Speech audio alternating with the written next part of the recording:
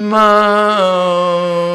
Vishnupadaya Krishna Prastaya Bhutale Shrimate Bhakti Vedanta Swami Niti Namine.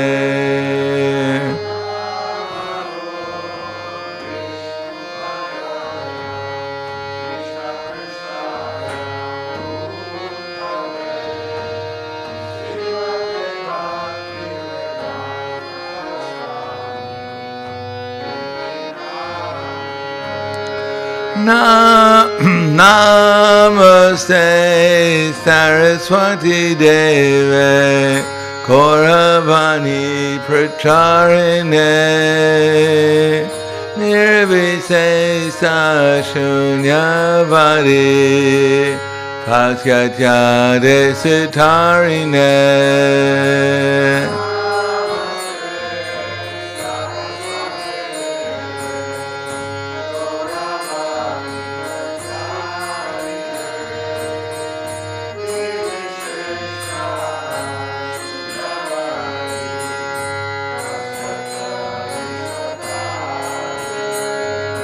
Shri Krishna Chaitanya Prabhu Nityananda Shri Advaita Gadadhara Shri Vasadi Gaur Bhakta Vrinda.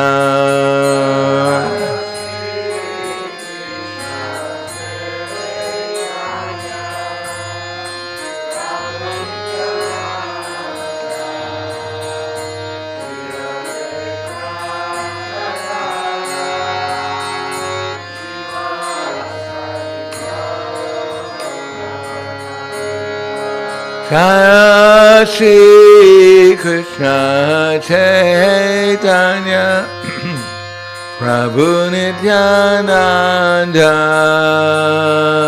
Shri Advaita Gadadhara Shri Vasadi Gaur Bhakta Vrinda.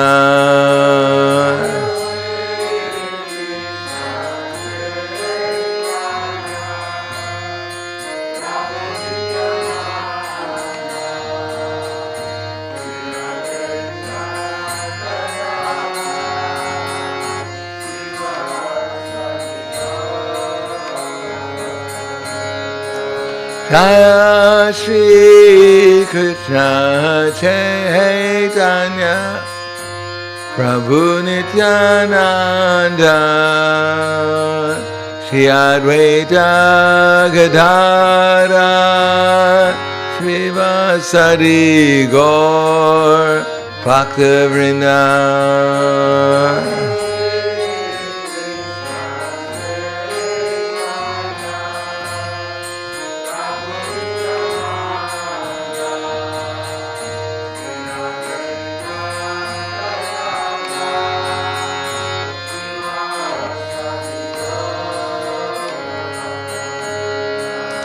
Hare Krishna, Hare Krishna,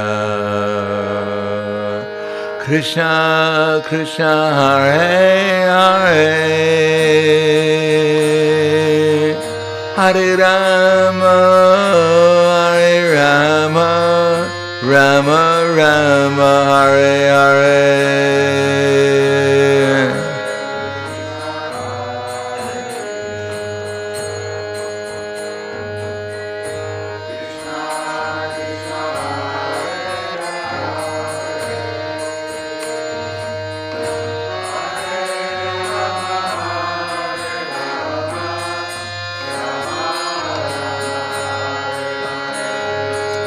Hare Krishna, Hare Krishna,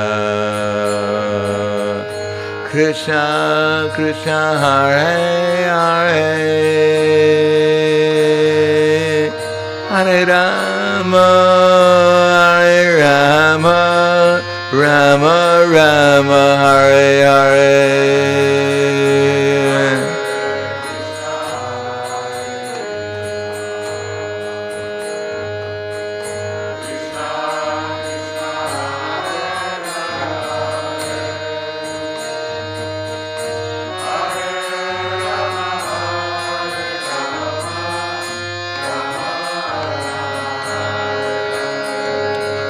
Hare Krishna, Hare Krishna,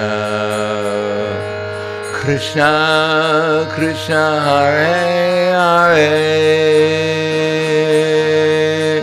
Hare Rama, Hare Rama, Rama Rama, Hare Hare.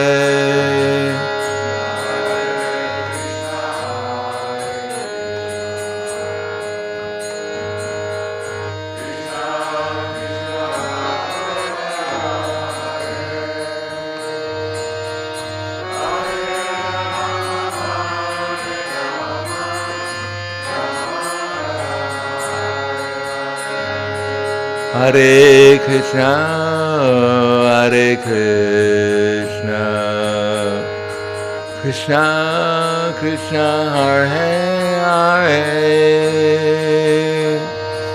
Hare Rama, Hare Rama, Rama Rama, Hare Hare.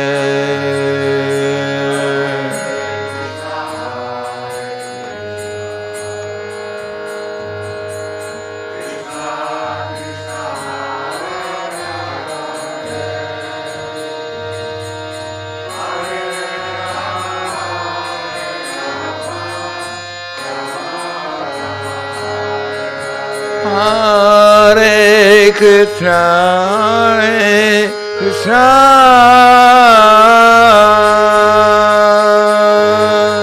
Krishna Krishna, Hare Hare, Hare Rama, Hare Rama, Rama Rama, Hare Hare.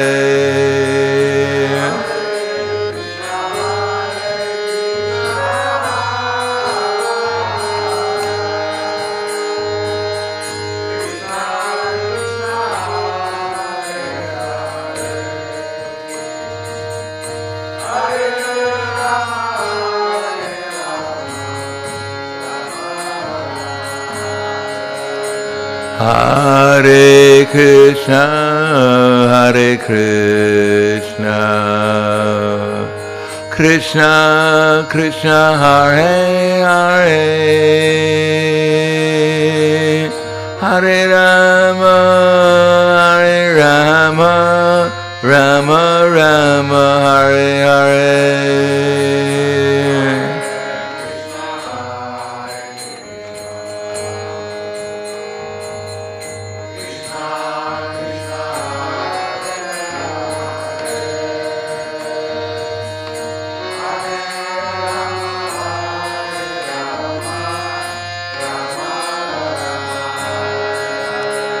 Hare Krishna, Hare Krishna,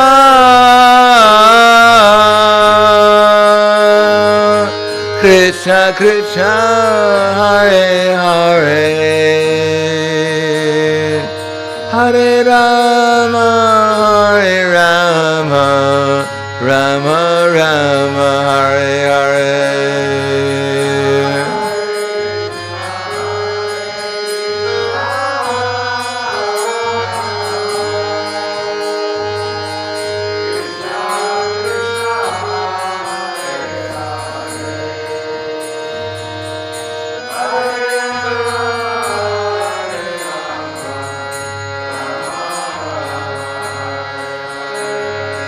Hare Krishna, Hare Krishna,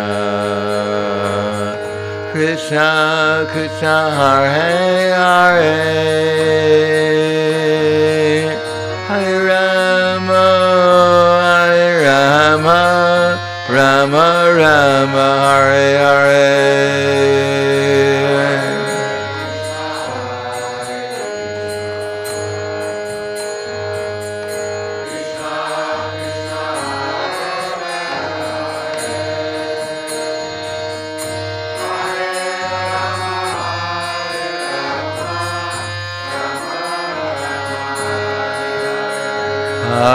Hare Krishna, Hare Krishna, Krishna Krishna, Hare Hare, Hare Rama, Rama, Hare Hare.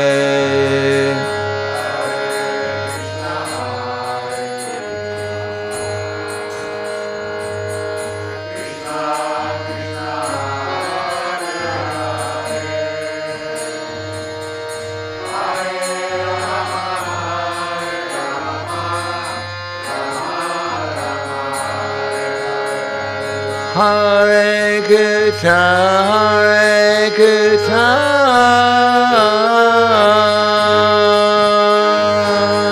Krishna Krishna, Hare Hare, Hare Rama, Hare Rama, Rama Rama, Hare Hare.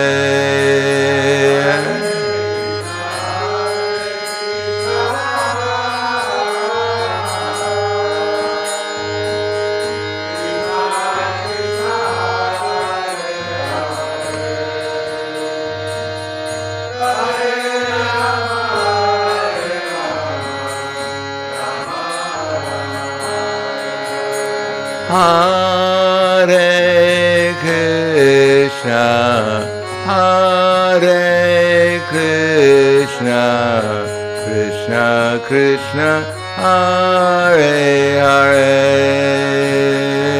Hare Rama, Hare Rama, Rama Rama, Hare Hare.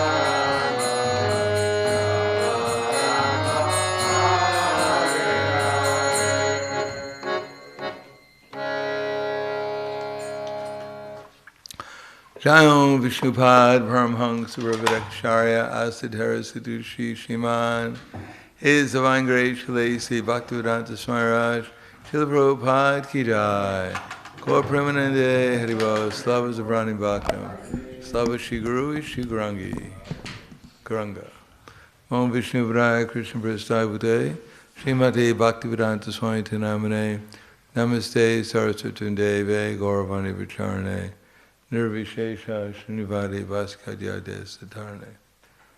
This is a verse I lectured on Sunday, twice. Today is Monday. This is the third time in a row. I guess it's ever fresh and new.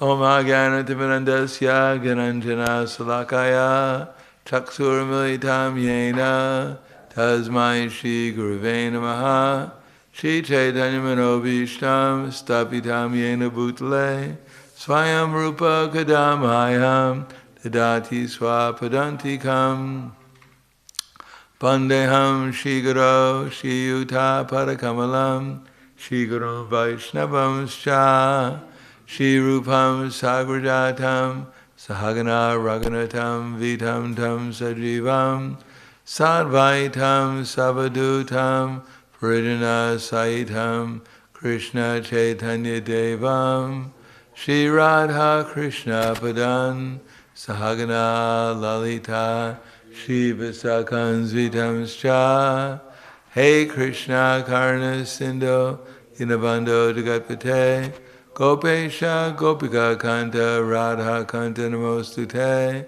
Tapta Kanchana Gaurangi Radhe Vrindavaneshwari Prishubhanu Siddhadevi Pranamami Hari Priye Vanchakapa Trivyascha Kripa Sindhu Vyevacha Patiranam Pavanebhyo Vaishnavebhyo Namo Namaha Shri Krishna Chaitanya Pranityananda Shri Advaita Gadadhar Shivasadi Gaura Bhaktivinoda Hare Krishna, Krishna Krishna, Hare Hare, Hare Rama, Rama Rama, Hare Hare. Om Namo Bhagavate Vasudevaya. Om Namo Bhagavate Vasudevaya. Om Namo Bhagavate Vasudevaya.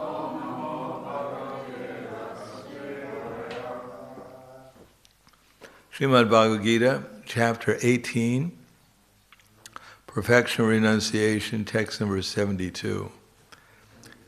Kachit etat shuddham partha.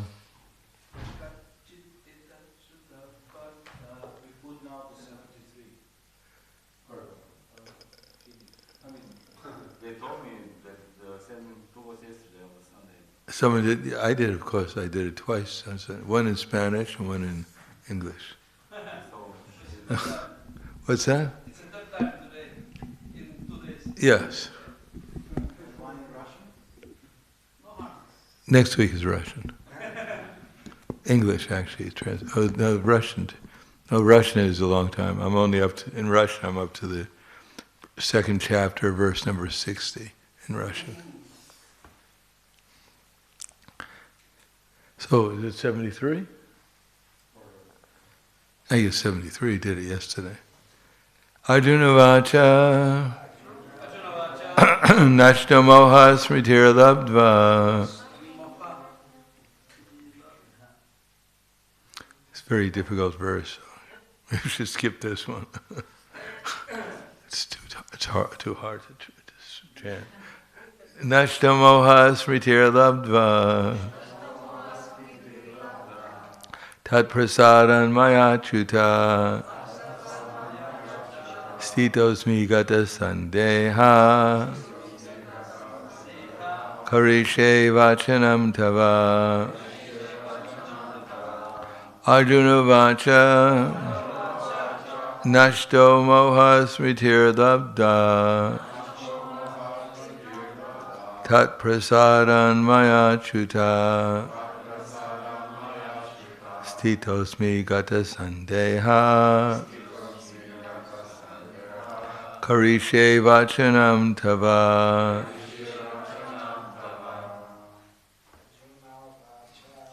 Arjuna vacha. Nashtamoha smritir labdva. Tat prasadam maya chuta.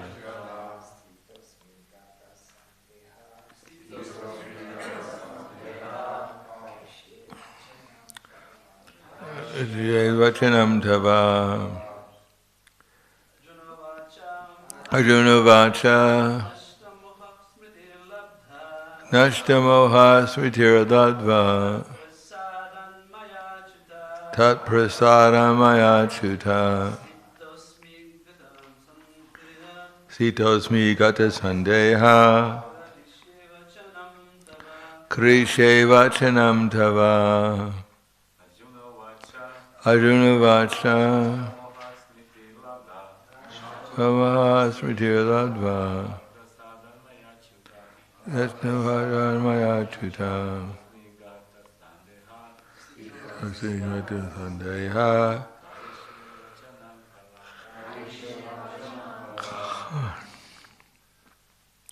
Ladies.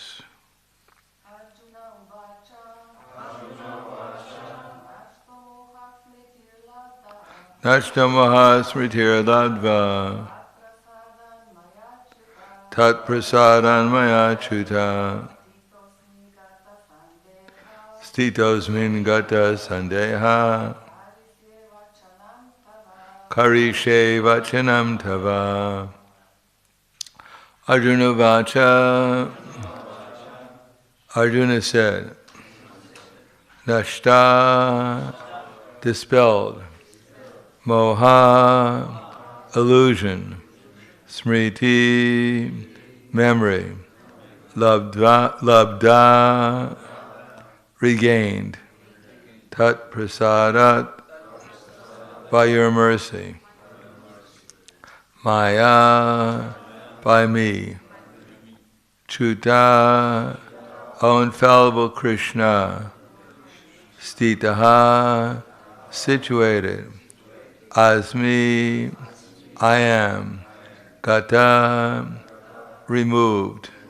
sandeha, all doubts. Karishe, I shall execute. Vachanam, order. Tava, your. Translation and purport by His Divine Grace, A.C. Bhakti-Vedanta Swami Srila Prabhupada. Arjuna said, my dear Krishna, O infallible one, my illusion is now gone. I have regained my memory by your mercy. I am now firm and free from doubt.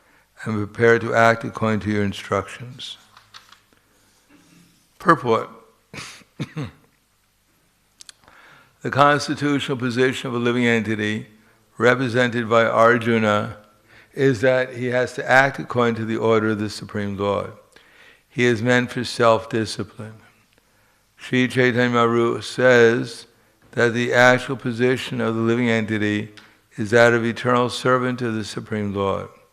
Forgetting this principle, the living entity becomes conditioned by material nature. But in serving the Supreme Lord, he becomes the liberated servant of God. The living entity's constitutional position is to be a servitor. He has to serve either the illusory Maya or the Supreme Lord.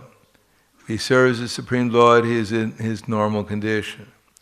But if he prefers to serve the illusory external energy, then certainly he'll be in bondage. In illusion, the living entity is serving in this material world. He is bound by his lust and desires, yet he thinks as himself as the master of the world. This is called illusion. When a person is liberated, his illusion is over, and he voluntarily surrenders unto the Supreme to act according to his desire. The last illusion, the last snare of Maya, is to trap the living entity, is a proposition that he is God. The living entity thinks that he is no longer a conditioned soul, but God. He is so unintelligent that he does not think that if he were God, then how could he be in doubt? That he does not consider. So that is the last snare of illusion. Actually, to become free from the illusory energy is to understand Krishna, the Supreme Personality of Godhead, and agree to act according to his desire. The word moha is very important in this verse. Moha refers to that which is opposed to knowledge. Actually, real knowledge is the understanding that every living being is eternally a servitor of the Lord. But instead of thinking oneself in that position, the living entity thinks that he is not a servant, that he is the master of the material world, where he wants to lord it over material nature. That is his illusion. This illusion can be overcome by the mercy of the Lord, or by the mercy of a pure devotee. When that illusion is over, one agrees to act in Krishna consciousness. Krishna consciousness is acting according to Krishna's order. A conditioned soul illusioned by the external energy of matter does not know that the Supreme Lord is the Master who is full of knowledge and who is the proprietor of everything. Whatever he desires, he can bestow upon his devotees. He is a friend of everyone, and he is especially inclined to his devotee. He is the controller of this material nature and of all living entities. He is also the controller of inexhaustible time, and he is full of all opulences and all potencies. The Supreme Personality of Godhead can even give himself to the devotee. One who does not know him is under the spell of illusion. He does not become a devotee, but a servitor of Maya. Arjuna, however, after hearing Bhagavad Gita from the Supreme Personality of Godhead, becomes free from all illusion. He could understand that Krishna was not only his friend, but the Supreme Personality of Godhead. And he understood Krishna factually. So to study Bhagavad Gita is to understand Krishna factually. When a person is in full knowledge, he naturally surrenders to Krishna. And when Arjuna understood that it was Krishna's plan to reduce the unnecessary increase of the population, he agreed to fight according to Krishna's desire. He again took up his weapons, his arrows and bow, to fight under the order of the Supreme Personality of Godhead. Nashtamoha smritir labdva tat prasadamaya chuta stitosmi gata sandeha karishe vachanam dava. Arjuna said, my dear Krishna, I'm a fallible one, my illusion is now gone. I regain my memory by your mercy. I'm now firm and free from doubt, and prepared to act according to your instructions. Namo Vishnu Vidaya Krishna Prasthaya Bhutale Srimate Bhakti-Vedanta Swami Namane Namaste Saraswati Deve Gauravani Vicharane Nirvishesha Srinivadi Paskadyade Sadarna. Interesting here to note that now they talk about there's a conspiracy for population reduction. What do they call that? Something about, yeah, they plan to eliminate the unwanted population, which is practically everyone. But here Krishna also had a plan for population reduction. He also wanted to reduce the unnecessary increase in population.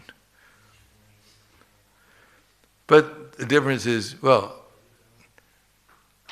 it's said that Chaitanya Mahaprabhu came and he introduced the holy name and the process of devotional service, because he realized that if he came as he did in his other incarnations, where he also reduces population, such as in the Battle of Kurukshetra or when Krishna was in Dwarka, how much of the unwanted population did he reduce?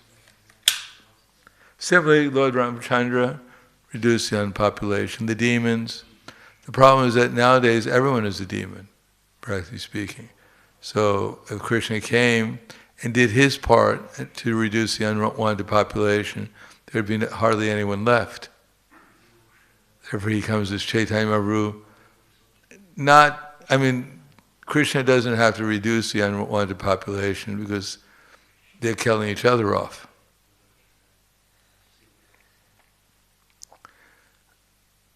But Krishna has to reduce the unwanted, change the demons into devotees by the Sankirtan movement. And here, the way of doing that is we have to get free from, as Krishna says, Jayata Vishayam Pumsam Sangasteshu Bhajayate Sangat Chandrayate Kama Kama Kroda Bhajayate Krodad Bhavati Samoha Samaha Smriti Vibram Sad Smriti Brahm Sad Buddhinasho Buddhinashat Panashati. The whole problem is that we don't recognize Krishna as a proprietor. And the conclusion is that if Krishna is the proprietor, then his energy should be used in his service. So even if someone can admit that there's a God and that he's controlling the universe, still they don't know how to utilize his energies in his service, nor do they think it's that important. Or maybe they do think it's important, but they don't know exactly how to utilize them properly. They don't know what Krishna actually wants. They don't know Krishna. First of all, they don't know that Krishna is the Supreme, and therefore they don't know what Krishna wants, or they don't care what Krishna wants, because they don't know how he is the controller of the infinite and the finite. Avijananti mamudha manushim dhanum ashritya param bhavam ajanatam mama bhuta maheshwaram. If Krishna is controlling the infinite and the finite, it might be a good idea to find out what he wants. Because if we don't do something he wants, we might get into trouble.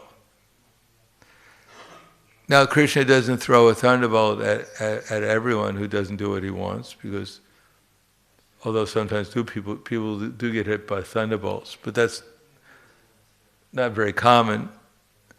People are getting hit in so many other ways. By the polluted air, by the polluted water, by the polluted food, by the polluted minds. They're being punished by Krishna because they don't do what Krishna wants. Krishna never asked people to open up slaughterhouses or factories or any of these things. This is all mental concoction. And we may say, well, I'm innocent because I didn't open the factory.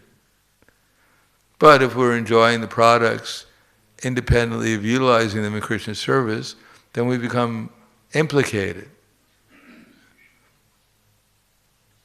And just the fact that we've taken birth in the material world means that we have to suffer collective karma also. We can't take and erase where we live, and generally speaking, and erase all the bad air. Nor can we drink completely pure water. I mean, if we do that, we'd spend our whole life trying to live a completely healthy life, and then we die anyhow. So that's not the aim of life, to live a completely healthy life. The aim of life is to follow Krishna's instructions to the best of our ability, and not the instructions of lust, anger, and greed, which lead to illusion, forgetfulness, loss of intelligence, and becoming more and more entangled in the material energy, being forced more and more strongly, with more and more illusion, to act according to the illusory conceptions of life. Therefore, struggling in the material world, we also have to add Krishna consciousness, because the material world means struggling. Just to get up out of bed is a struggle for most people. Not to eat too much is a struggle. To control the mind and to utilize in Krishna's service, most people don't even bother, they don't even know that that's what they're supposed to be doing. But there's some morality still left because of some religious principles. But even to follow that morality is becoming more and more difficult. What was considered completely abominable 20 years ago is completely normal nowadays. It's completely acceptable. As a matter of fact, you're obliged to think that this is normal, or else you're not normal. And 20 years from now, what was considered completely abominable now will be completely acceptable the way things are going. Because as one acts in illusion, one falls deeper into illusion. But Krishna spoke Bhagavad Gita, and if we listen to Bhagavad Gita, if we chant Hare Krishna, especially in this age, then gradually we'll get the power to overcome lust, anger, greed, by acting in Krishna's service, and therefore gradually our illusion will go away. And what is that illusion? That there's something more beneficial than to become Krishna conscious. There's some experience higher than Krishna consciousness, something more desirable than to become Krishna conscious. So, but if we practice Krishna consciousness properly, then gradually Krishna will reveal to us that there is actually nothing better than Krishna, having Krishna's association through the process of devotional service. And therefore, gradually, as we become purified, the influence of material nature will gradually be less on us. We won't be so much in illusion, we'll understand things better, and therefore we'll become more determined to act in Krishna consciousness, just to satisfy Krishna.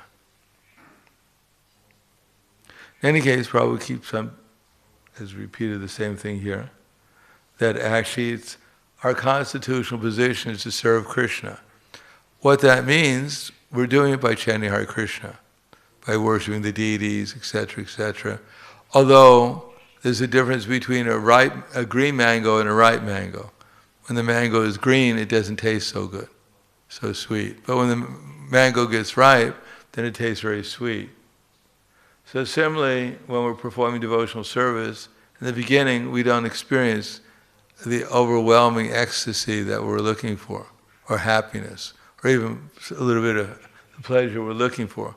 But in the course of time, as our understanding develops, as our devotional service develops, then the chanting, the worshiping the deities, the taking prasadam, the association with devotees, all these have become sweeter as time goes on. And therefore we can understand the value gradually of associating with Krishna in devotional service. That's a question of time. Of just becoming determined to follow the process as it is, not to add anything to it or take anything away from it. Just follow the process as is, and then try to concentrate our minds on it with some determination. Not get distracted by the incessant flow of desires, as Krishna says, that enter like rivers into the ocean, which is always being filled but is always still, can alone achieve peace, and not the man who strives to satisfy such desires. So to just gradually give up this tendency to think that there's something better than Krishna's service, and catch on to these desires and follow them, and get deviated from Krishna's service during the day. So as we become more and more convinced that there's nothing sweeter than Krishna's service, then these other things will seem not so attractive to us anymore. And then we'll actually identify ourselves as Krishna's servants of the servants, which is why we take initiation to develop that identity, that now I'm the servant of Krishna's servant, and he's the servant of Krishna's servant, and ultimately it comes back that I'm becoming a servant of the servant of the servant of who? Of Krishna. So the more we identify ourselves as Krishna's servants, the less we'll identify ourselves with all these other identifications. Namely, I'm male, I'm female, I'm black and I'm white, I'm rich and I'm poor, I'm this sannyasi, grihas. We'll stop identifying ourselves as these things and just identify ourselves as Gopi Bharata Padakamalayar, Dasa Dasa Anudasa, simply the servant of the servant of the servant of Krishna. And therefore, whoever we meet, we'll try to serve Krishna. Whatever we do, we'll try to serve Krishna. And that means that our illusion will go away, born of false ego. We'll just gradually will realize, actually, that's who I am. I'm the person who's conscious within the body, and the person who's conscious in the body is actually eternally a servant of Krishna. We can't do anything, even in the material world or in the spiritual world, unless Krishna gives us the intelligence to do it.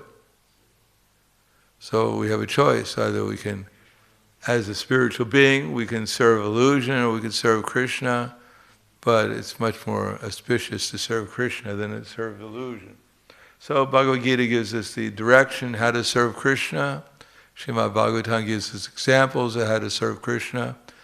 And if we accept this literature and apply it within our lives to the greatest extent we can, and serve Krishna, then we'll realize who we actually are. Then the covering of illusion that with this body or something other than our eternal spiritual identity will go away.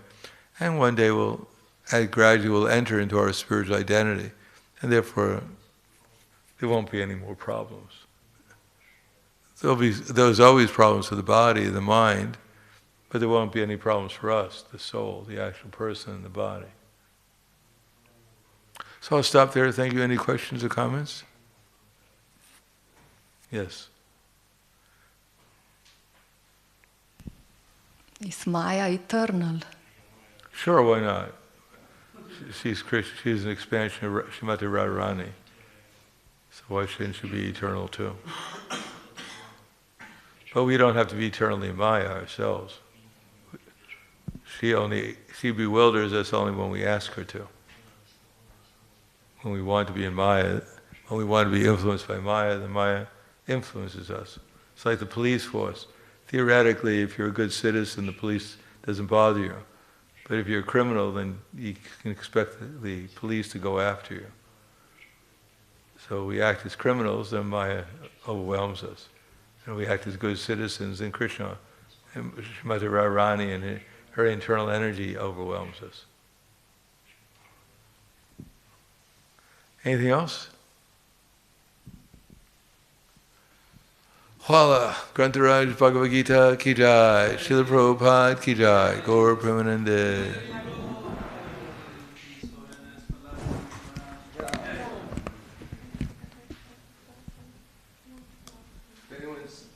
Anyone who's seen a black umbrella, let me know.